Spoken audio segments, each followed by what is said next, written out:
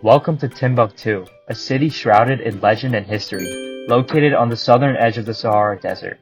From a humble camp in 1100 CE to a bustling trade hub, Timbuktu has stood at the crossroads of cultures, knowledge, and commerce for centuries. Our story begins with the Tuareg nomads who roamed the Saharan desert. The city was founded by a woman named Timbuktu, who was legend to have watched over the camp while they roamed the Saharan. By the late 13th century, Timbuktu became part of the Mali Empire, later transitioning to Tuareg control in 1433 and then the Songhai Empire in 1461. Imagine a city at the heart of empires, where trade, culture, and power intersect. Timbuktu thrived under leaders like Mansa Suleiman and Asika Muhammad, who shaped its political and cultural landscape. Timbuktu lies on the southern edge of the Sahara, about 12 miles from a branch of the Niger River. This strategic location made it a key hub for trans-Saharan trade routes.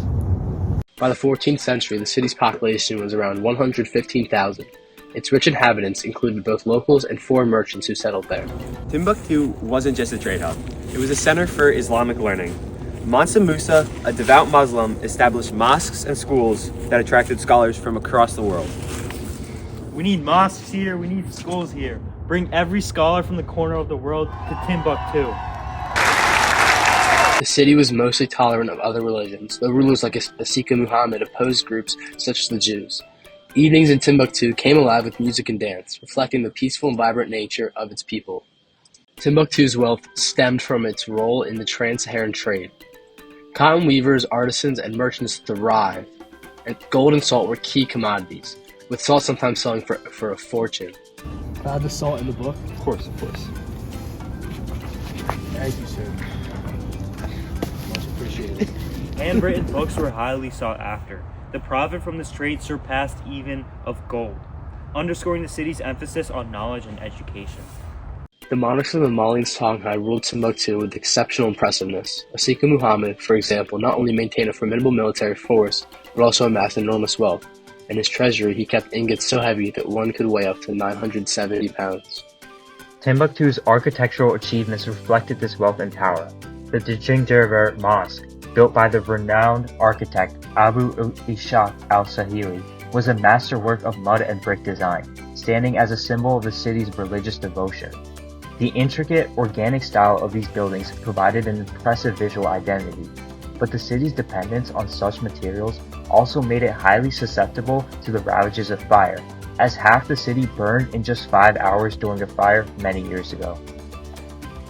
Beneath the vibrant cultural life lays a complex political landscape, with the kings of both the Mali and later the Songhai empires exercising absolute power. To approach the king, one had to kneel and bow, a sign of submission to his authority. Asika Muhammad's military prowess, with 3,000 horsemen and countless foot soldiers armed with poisoned arrows, ensured the city was well defended. Yet, the monarch's campaigns were often aimed at demanding tribute from neighboring enemies. The city's architecture, however, remained a double-edged sword. While it showcased the empire's sophistication and devotion to Islam, it also reflected the vulnerabilities of a city built largely of clay and mud. The magnificence of the Great Mosque and the Sankor Mosque was tempered by the ever-present risk that fire, as it had in the past, could consume much of the city in a single night. Slaves were common in the city, serving both domestic and economic roles. Yet, despite this, the city maintained a peaceful and organized way of life. Women in Timbuktu traditionally veiled their faces except for enslaved individuals who worked in markets.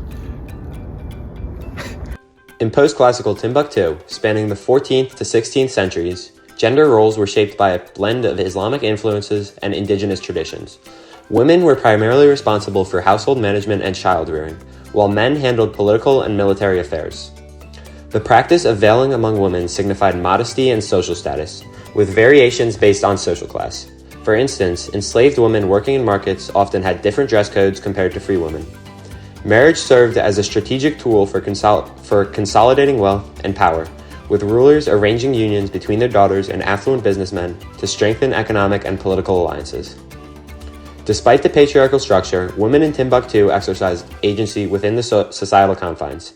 They participated in economic activities such as agriculture and trade, contributing to the city's prosperity.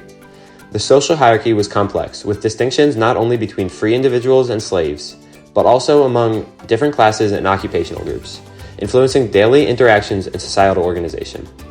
The intersection of Islamic teachings and indigenous customs created a unique cultural environment where various traditions coexisted and influenced each other, shaping the roles and status of women in Timbuktu society.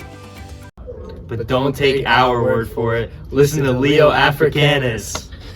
What's up, guys? It's Leo Africanus, and today we are in the city of Timbuktu. Timbuktu is a city of contrast.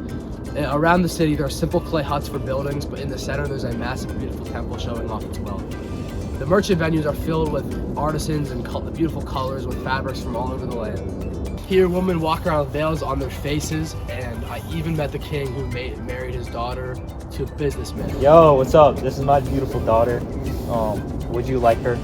I would love her, yes. All right, sold. Here, knowledge is prized over everything.